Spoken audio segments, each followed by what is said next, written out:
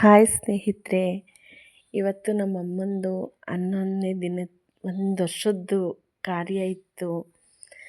ಹೇಳೋಕ್ಕೆ ತುಂಬ ಬೇಜಾರಾಗುತ್ತೆ ಕಾರ್ಯ ಅಂತ. ಯಾಕೆಂದರೆ ನಾವು ನಮ್ಮಮ್ಮ ನಮ್ಮನ್ನು ಬಿಟ್ಬಿಟ್ಟು ಹೋಗಿಲ್ಲ ಅನ್ನೋ ಭಾವನೆಲೇ ನಾವಿರೋದು. ಆಮೇಲೆ ದೇವಸ್ಥಾನದ ಹತ್ರ ಹೋಗಿ ಒಂದಷ್ಟು ಜನಕ್ಕೆ ಊಟ ನೀರೆಲ್ಲ ಕೊಟ್ಬಿಟ್ಟು ಅಮ್ಮನ ಹೆಸ್ರಲ್ಲಿ ಅರ್ಚನೆ ಮಾಡಿಸ್ಬಿಟ್ಟು ನಮ್ಮಮ್ಮನ ಆತ್ಮಕ್ಕೆ ಶಾಂತಿ ಕೊಡಲಿ ಅಂತ ಕೋರಿದ್ವಿ. ಅಲ್ಲಿಂದ ಮನೆಗೆ ಬಂದ್ವಿ. ಅಮ್ಮ ಅನ್ನೋ ಪದ 2 ಪದ ಇರ್ಬೋದು ಸ್ನೇಹಿತರೆ, ಆದರೆ ಅದರಲ್ಲಿರೋ ಪ್ರೀತಿ ಯಾವ ಇದರಿಂದನೂ ಅಳಿಯೋಕ್ಕಾಗಲ್ಲ. ನಮ್ಮಮ್ಮ ನಮ್ಮ 5 ಜನನ ಯಾವತ್ತೂ ನಮ್ಗೆ ಅದು ತಂದುಕೊಡಿ, ಇದು ತಂದುಕೊಡಿ, ನನಗೊಂದು ಸೀರೆ ತಂದುಕೊಡಿ ಅಂತ ಯಾವತ್ತೂ ಕೇಳಿಲ್ಲ. ಅವ್ರ ಜೀವನ ಪೂರ್ತಿ ನಮಗೋಸ್ಕರನೇ ನಮ್ಮ ಜೀವನಕ್ಕೋಸ್ಕರನೇ ತೆಗೆದ್ರು. ತುಂಬ ಕಷ್ಟಪಟ್ಟು ನಮ್ಮನ್ನು ತುಂಬ ಚೆನ್ನಾಗಿ ಸಾಕಿದ್ರು. ಆದರೆ ಅಂಥ ಅಮ್ಮನ ಕಳ್ಕೊಂಡ್ವಿ ಅಂತ ಹೇಳ್ಕೊಳ್ಳೋಕ್ಕೆ ತುಂಬ ನಮಗೆ ದುಃಖ ಆಗುತ್ತೆ.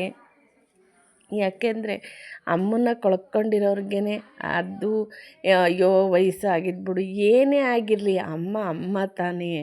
ವಯಸ್ಸಾಗಿರಲಿ, ಏನೋ ಹುಷಾರಿರಲೇ ಇರಲಿ, ಏನೇ ಆಗಲಿ ಅವರು ನಮ್ಮ ಅಮ್ಮನೇ ತಾನೇ. ಹೇಳ್ತಾರೆ ಅಯ್ಯೋ ವಯಸ್ಸಾಗಿದ್ದು ಬಿಡು, ಅಯ್ಯೋ ಇನ್ನೆಷ್ಟು ದಿನ ಇರಬೇಕಾಗಿದ್ದು ಬಿಡು ಅಂತಾರೆ. ಆದರೆ ಅವ್ರನ್ನ ನಾವು ಕಳ್ಕೊಂಡಾಗ ನಮಗಾಗ ದುಃಖ, ನೋವು, ಸಂಕಟ ನಾವು ಕಳ್ಕೊತೀವಲ್ಲ, ಆವಾಗ ನಮಗೆ ಎಷ್ಟು ಅಮ್ಮನ ಸ್ಥಾನ ಎಷ್ಟು ನಮಗೆ ಇತ್ತು ಅನ್ನೋದು ಅವ್ರನ್ನ ಕಳ್ಕೊಂಡ್ಮೇಲೆ ಗೊತ್ತಾಗೋದು.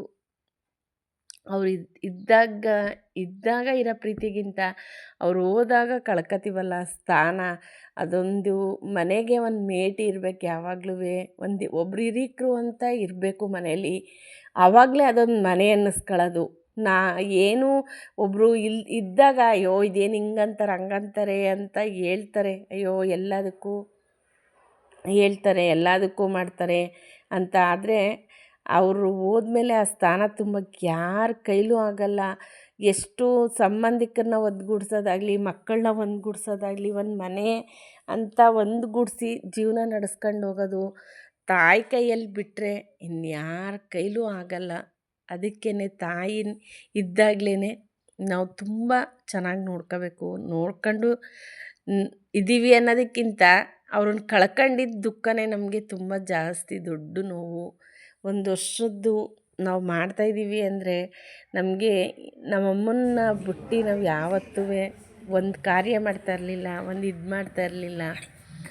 ಆ ಸ್ಥಾನ ತುಂಬಕ್ಕೆ ಇನ್ನೂ ಈ ಜನ್ಮದಲ್ಲಂತೂ ನಮಗೆ ಸಿಗಲ್ಲ. ಮುಗೀತು ಈ ಜನ್ಮಕ್ಕೆ ಅಮ್ಮ ಅನ್ನೋ ಋಣ ಇಷ್ಟೇ ಅಂತ ಅನಿಸುತ್ತೆ.